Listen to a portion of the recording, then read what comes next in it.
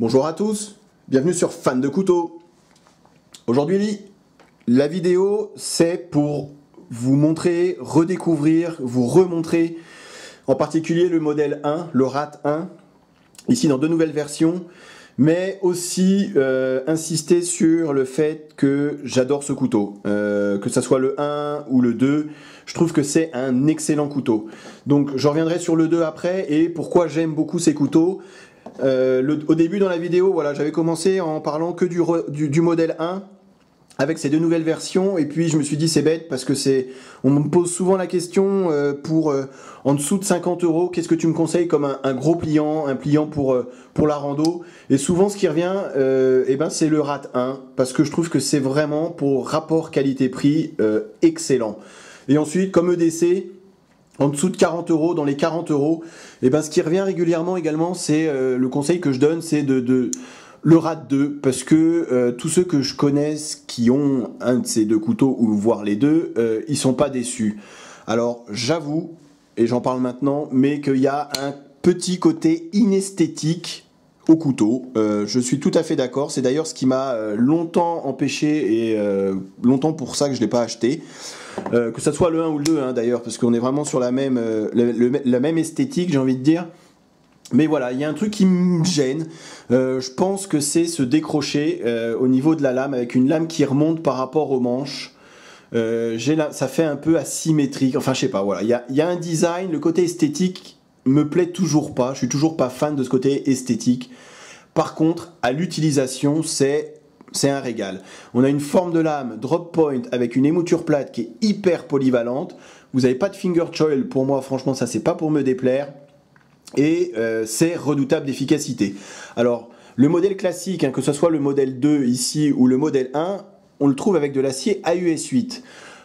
Très vite sur cet acier, et pourquoi j'aime beaucoup cet acier comme pour en faire un EDC, c'est que, alors c'est certain qu'on n'est pas dans un acier top qualité, c'est pas du S30V, c'est pas du M390, c'est pas du M4, ok, on est bien d'accord. Par contre, je trouve que le rapport tenue du tranchant, facilité à l'affûtage, c'est ce que je préfère, surtout pour un couteau de poche. Celui-ci, il est jamais mis à rude épreuve, si c'est pour me couper du saucisson, comme je dis souvent, ouvrir des boîtes, un peu de ficelle, un peu de corde, couper un carton.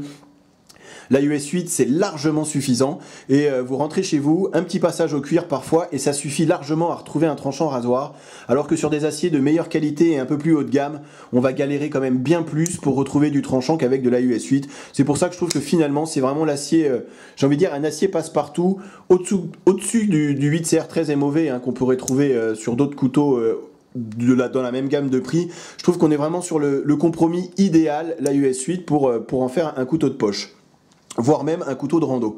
Ils ont sorti, donc du coup avec le modèle 1, pas encore sur les modèles 2, ils ont sorti une nouvelle version, ici avec l'acier, je vous laisse lire, D2. Quand j'ai vu qu'ils sortaient cette version-ci, j'ai pas pu m'empêcher de me l'acheter.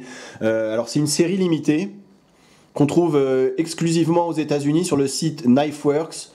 Alors j'ai aucune idée s'ils en ont encore, je vous invite à aller voir le site, c'est Knifeworks. Alors après il y a du frais de port, il y a pas mal de choses, mais voilà, j'étais vraiment prêt à payer pas mal de frais de port pour posséder ce couteau, puisque j'adore le RAT 1, mis à part le côté inesthétique, mais à utiliser c'est juste une merveille. Ergonomiquement c'est génial, on est sur un gros couteau costaud, on est d'une douceur pour cette gamme de prix, c'est assez hallucinant. Finition au top. Alors le RAT 1 il est assez lourd, c'est vraiment le couteau de rando, le couteau de camp, le pliant de camp, mais autrement, à part ça, c'est vraiment un couteau qui est génial, génial à utiliser. Et même celui-ci, sans les frais de port, il coûtait en dessous de 40 €. C'est assez remarquable, en dessous de 40 € d'avoir cette qualité de fonctionnement, cette douceur de fonctionnement. Et puis ici, avec l'acier des deux, on est franchement sur un acier de bien meilleure qualité quand même que la US 8 classique. Ils ont sorti aussi une autre version avec le RAT 1, alors avec l'acier à US 8 par contre, mais le 1A avec une ouverture semi-assistée.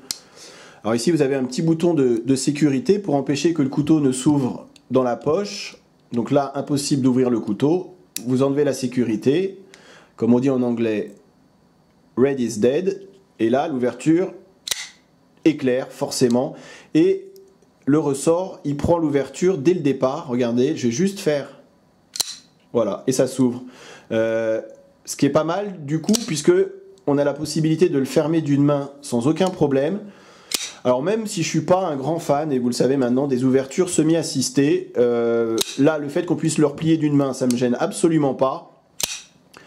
Maintenant c'est pour tous les allergiques aux ouvertures manuelles, tous ceux qui ont peur ou qui ont du mal à utiliser ce genre d'ouverture avec les thumb studs, sachant que ici, vu la fluidité du couteau, l'ouverture elle est...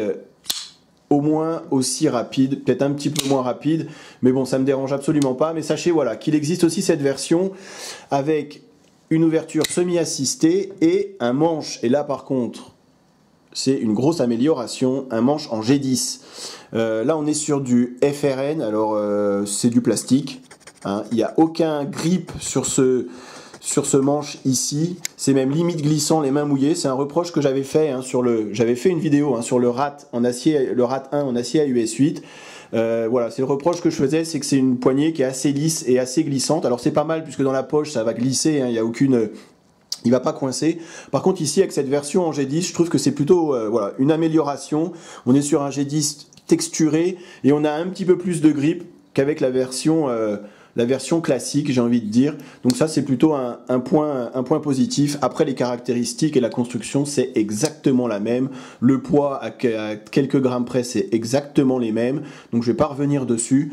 Le RAT 2, donc le petit frère, ils l'ont pas sorti ici en version D2 ou en version semi-assistée, en tout cas pour le moment.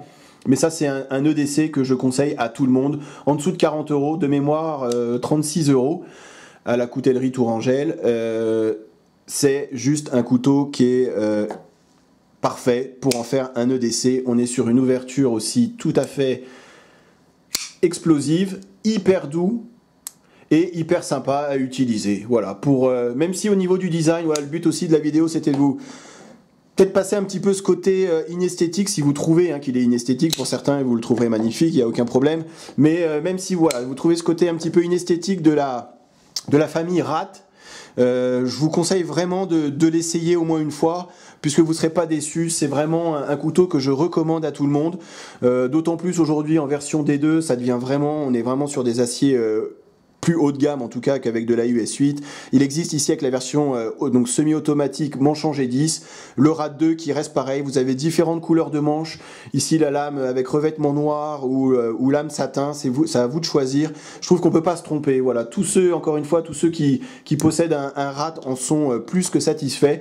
Et c'est vraiment pour cette gamme de prix, en tout cas dans les 40-50 €, c'est le couteau que je recommande et que je conseille à tous.